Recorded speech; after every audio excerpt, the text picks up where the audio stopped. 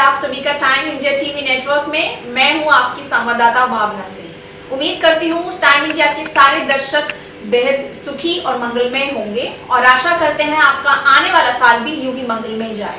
आज मेरे साथ एक ऐसी शख्सियत है जो किसी पहचान की मोहताज नहीं है।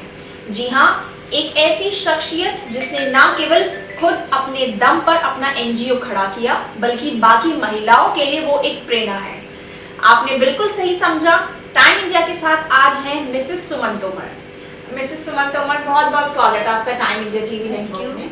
मैं अपने दर्शकों को बता दूं, मिसेस सुमन तोमर आशिता एनजीओ की फाउंडर और डायरेक्टर हैं और साथ ही आज इस इंटरव्यू में मैं आपको बताऊंगी कि कैसे सुमन जी ने कोरोना काल के इस बेहद मुश्किल और कठिन पूर्वक समय में भी महिलाओं के लिए खाना बांटा, उनको रोजगार दिया और कैसे उन्होंने नन्ही मुन्नी बच्चियों को ट्रैफिकिंग, जो कि सेक्स ट्रैफिकिंग होता है, उन सब से बाहर निकाला और कैसे उन्हें रोजगार दिया। तो चलिए शुरुआत करते हैं इस खास इंटरव्यू की। सबसे पहले सुमन तोमर, मेरा सबसे पहला सवाल आपसे यही रहेगा, इस कोरोना काल में हमारा देश कितना बदला है एक आम महिला होने के नजरिए से, क्या कहना चाहेंगे आप सबसे पहले? मैं सुमन तोमर, मैं आशिता वेलफेयर की फाउंडेशन में चलाती हूँ। आशिता वेलफेयर एक दिव्यांग पे काम करता है। मैं यही कहना चाहूँगी कि लॉकडाउन में पूरा देश परेशान हुआ। पूरे देश में लॉकडाउन लगा हुआ था, लोग घरों में परेशान थे, लोग घरों में खाना बना के अपना टाइम काट रहे थे। लेकिन कुछ लोग ऐसे, कुछ लेडीज़ ऐसी थी जो घर में हाउसवाइफ थी। क्या कभी किसी ने हाउसवाइफ के लिए सोचा? वो हाउसवाइफ घर में हर तरह से फिजिकल, मेंटल और प्रेशर में आके हर काम कर जरूर रही थी, लेकिन कभी उनके बारे में किसी ने सोचा? उसके बाद दूसरे नंबर पे आते हैं लॉकडाउन में मकान मालिक एंड किराएदार। मकान मालिक तो अपनी मजबूरी में किराए पे उठाता है ना मकान, तो किराएदार को भी पैसे देने, किराएदार कहाँ से पैसे दे? किराएदार के पास भी पैसे नहीं होते। तो मोदी जी ने तो बोल दिया कि भाई किराया देना चाहिए।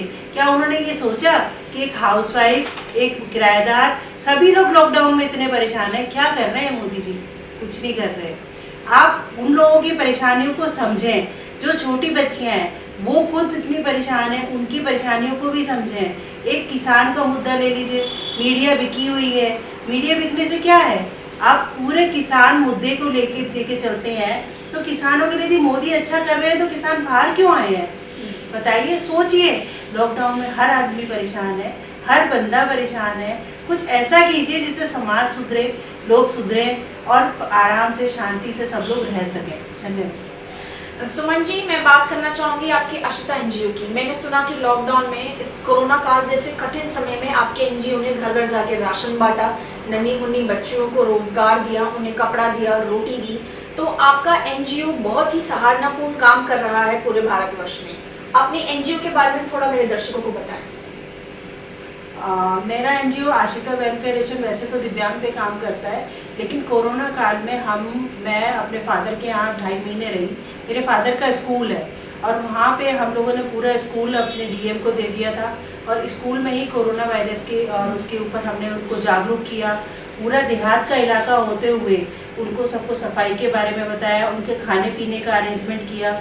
जितना भी मतलब हम लोग कर सकते थे हमने किया। उनको वैक्सीन नहीं, पूरी दवाई से लेके हर चीज़ हमने उनको अवेलेबल कराई।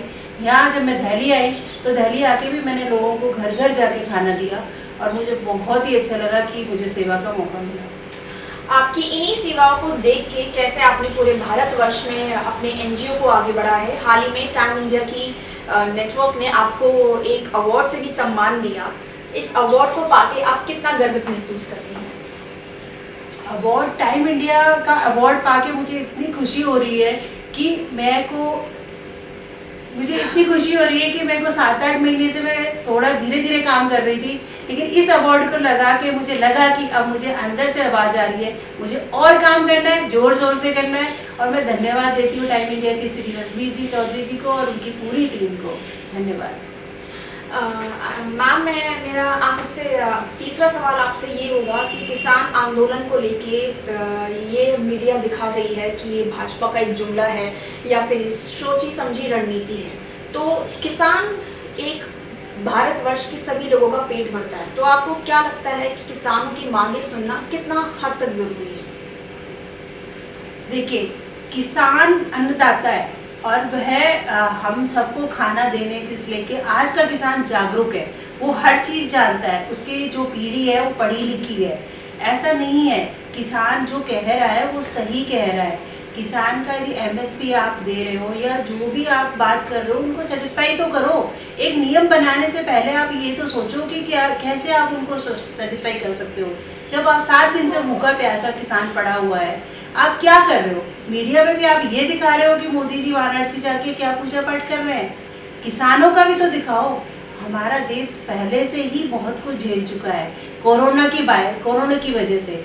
अब किसानों पर भी आप जुल्म ना ढाएं, किसानों की सुने, यही समस्या का हल है और मुझे नहीं लगता कोई और समस्या का हल है। सुमन जी, अपने एनजीओ की फाउंडर होने के नाते लॉकडाउन में महिलाओं के ऊपर अगर मैं कहूँ रेप केसेस बढ़ते हुए आए हैं। हाथरस जैसी हत्या ने पूरे समाज को हिला के झंझोड़ के रख दिया। हम हैरान हो गए कि ऐसे जानवर तरह के लोग भी हमारे समाज में रहते हैं। मैं हाथरस की नहीं, मैं निर्भया की भी बात करूं और लॉकडाउन में न जाने कितने रेप केसेस आए हैं, तो इसके ऊपर आप क्या टिप्पणी करना चाहेंगे? देखिए, मैं टिप्पणी बस रेप के ऊपर तो यही कहना चाहूँगी कि अपने लड़कों को आप, अभी भी हमारा समाज बदला नहीं है, उनको लड़के चाहिए, लेकिन आपको यदि लड़के होते हैं, आपके घर में लड़के होते हैं, तो आप उनको ऐसा संस्कार दीजिए कि वो माँ बहन सबकी इज्जत करना सीखे। जब वो इज्जत करेगा तो बाहर भी इज्जत करेगा। और ये रेप केस अभी कम ना होने की वजह भी ये भी मेन कारण रहा है कि लॉकडाउन में लोगों की मेंटलिटी बहुत गिर गई थी। वो घर में ही रह के सारा कुछ सोचते थे कि भाई करना कुछ है नहीं, क्या खाली दिमाग शैतान का घर हो चुका था। तो मैं तो सिर्फ इतना ही कहूँगी कि भाई अपने बच्चों को संभालो, अपने बच्चों को अच्छे संस्कार दो, अपने लड़कों को लड़कों वाली फीलिंग ना देके ये समझाओ कि लड़कियाँ भी इंसान की हकदार है। ये थी आज टाइम इंडिया टीवी नेटवर्क के साथ सुमन तोमर जी, जो कि आश्रिता एनजीओ की फाउंडर और डायरेक्टर हैं। हमने उनसे जाना उनके पॉलिटिकल करियर के बारे में और उनके एनजीओ से रिलेटेड सभी गतिविधियों के बारे में। सुमन तोमर एक जीता जाता एग्जाम्पल है उन सभी महिलाओं के लिए जो समाज में कुछ करना चाहती हैं। उनकी इन अचीवमेंट्स, इन ट्रॉफीज को देख के हम भी उन्हें सलाम करते हैं और टाइम इंडिया की टीम उन्हें यूं ही सराहना देती रहेगी आने वाले समय में भी। इसी के साथ आपके नए साल की हार्दिक शुभकामनाएं सुमन मैम, मेरे और एली की तरफ से। Happy new year. तो इसी के साथ फिर मिलेंगे एक नए इंटरव्यू के साथ, एक नई पर्सनालिटी के साथ, और आशा करेंगे कि आप यूं ही हमारा चैनल लाइक, शेयर और सब्सक्राइब करेंगे। वीडियो में कमेंट करके जरूर बताएं कि कैसा लगा आपको आज का इंटरव्यू। इसी के साथ संवाददाता भावना सिंह की रिपोर्ट, कैमरामैन रण सिंह चौधरी, नमस्कार।